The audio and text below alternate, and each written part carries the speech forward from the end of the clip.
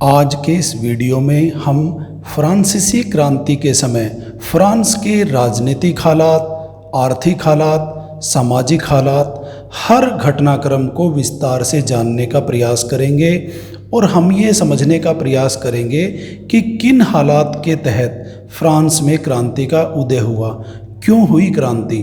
France Europe महाद्वीप का एक बहुत महत्वपूर्ण देश है। उस समय फ्रांस में बोरबोन राजवंश का, या जिसे बुर्बो राजवंश भी कहते हैं, उसका शासन चलता था। और पहले लुई 14वां, फिर उसके बाद लुई 15वां और फिर 1774 में लुई 16वां राजा बना। 20 वर्ष का था वो, और वो बहुत ही निरंकुश राजा था लुई 16वां। लुई 14वां ठीक था, लेकिन उसके बाद जो लुई 15वां, लुई 16वां बना, तो लुई जो 16वां था वो 20 वर्ष का जब था तब राजा बना। वो बहुत ही निरंकुश राजा था। निरंकुश मतलब जो किसी की ना माने, जो अपनी मनमर्जी चलाए। बहुत फिजूल खर्च करता था, तानाशाह था, और वो बहुत अय्याशी में पैसे खर्च करता था।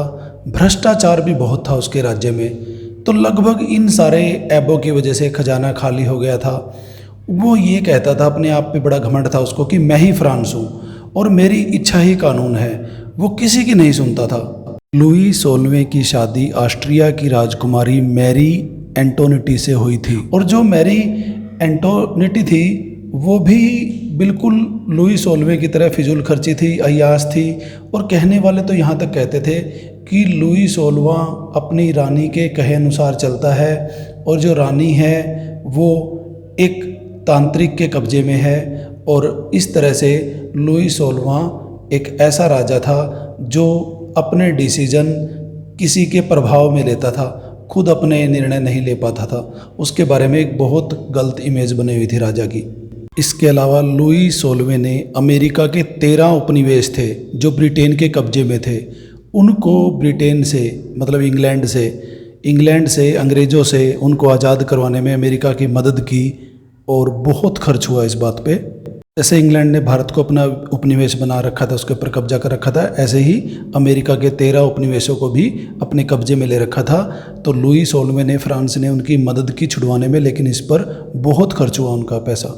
ऐशो आरामपूर्वक जीवन जीने की वजह से लगभग 2 अरब लिब्रे का कर्ज तो पहले ही हो चुका था फ्रांस पे।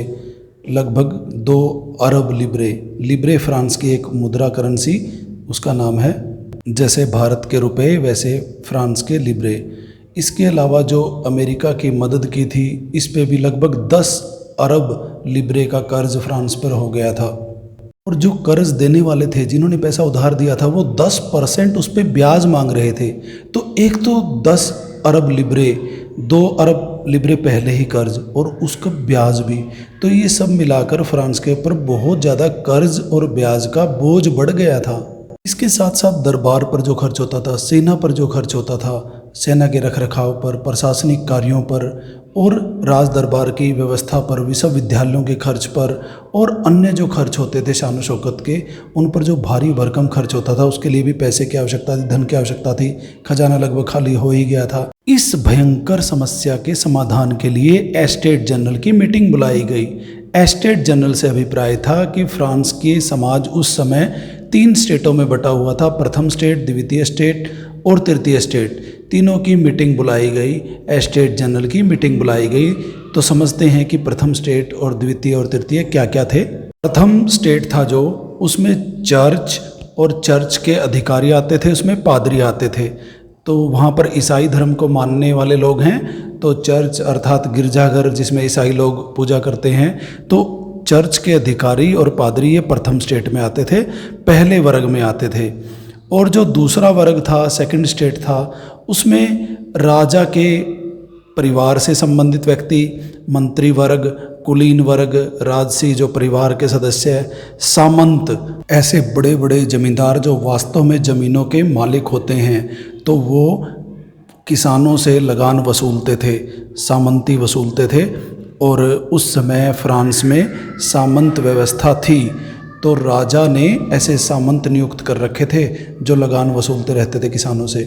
और वैसे देखा जाए तो तृतीय वर्ग जो था वो उसमें 90% काश्तकार थे जो वास्तव में खेती करते थे, और जो तृतीय स्टेट था उसमें किसान भी थे, शिल्पकार, मजदूर, अध्यापक, डॉक्टर, व्यापारी, लेखक, वकील, साहित्यकार और अन्य छोटे छोटे काम करने वाले मजदूर वगैरह सारे इसमें आते थे, कारीगर वगैरह।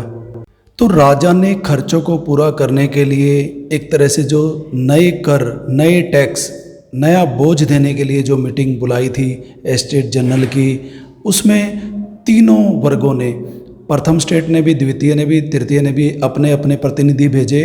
और जो फर्स्ट स्टेट था उसकी तरफ से 300 प्रतिनिधि आए, सेकंड स्टेट की तरफ से 300 प्रतिनिधि, और जो थर्ड स्टेट है उसकी तरफ से 600 प्रतिनिधियों ने भाग लिया। तो इस प्रकार कुल मिलाकर लगभग तीनों स्टेटों के 300 और 600 प्रतिनिधियों की एक जो एस्टेट जनरल की मीटिंग हुई, उसमें जो लगभग 5 मई 1789 को ये मीटिंग हुई थी एस्टेट जनरल की। राजा की तरफ से ये प्रस्ताव था कि नए टैक्स लगाकर और इन खर्चों को पूरा किया जाए। और आपको एक विशेष बात बताता हूँ फ्रांस की, कि वहाँ पर इससे पहले 1614 में हुई थी एस्टेट जनरल की मीटिंग, और 1614 के बाद फिर ये लगभग इतने वर्षों के बाद ये मीटिंग हुई 1789 में। और यहाँ पर राजा ने एक और मनमानी कर दी। जो थर्ड स्टेट से लोग आए थे, जो बहुत ही हाईली एजुकेटेड लोग थे, प्रोफेशनल लोग थे, उनको कोई रिगार्ड नहीं दिया, कोई सम्मान नहीं दिया, वो पीछे खड़े रहे। कोई मताधिकार के बारे में उनको ज़्यादा अधिकार नहीं दिया गया, और निर्णय में भी उनकी कोई सर्वसम्मति नहीं ली गई, और राजा ने अपना निर्णय उन पर थोपने का प्रयास किया। इस बात से थर्ड स्टेट के जो बहुत ही एजुकेटेड, हाईली जो पढ़े लिखे समझदार व्यक्ति थे, बहुत निराश हो गए, और ये एक बहुत टर्निंग पॉइंट हुआ फ्रांसीसी क्रांति का। आज का वीडियो यहीं समाप्त करते हैं, क्योंकि अगर आज की वीडियो में ही हमने पूरे लेसन को, पूरे चैप्टर को कवर किया, सारी बातों को, तो बहुत लंबा वीडियो हो जाएगा। तो ये हम फर्स्ट पार्ट यहीं पर वाइंड अप करते हैं, यहीं पर ख़त्म करते हैं। इसके बाद हम सेकंड पार्ट में इससे आगे की घटनाओं को विषयवार विस्तृत रूप से वर्णन करेंगे, समझेंगे, और ये पूरा चैप्टर हम बहुत बेहतर तरीके से करेंगे। और उसके बाद मैं आपको इसके महत्वपूर्ण प्रश्न और एक जो समयवार घटनाएं हैं उनका सिलसिला एक बेहतर ढंग से याद करने का तरीका बताऊंगा। तो आज के लिए मैं अपनी वाणी को यहीं विराम करता हूं। धन्यवाद।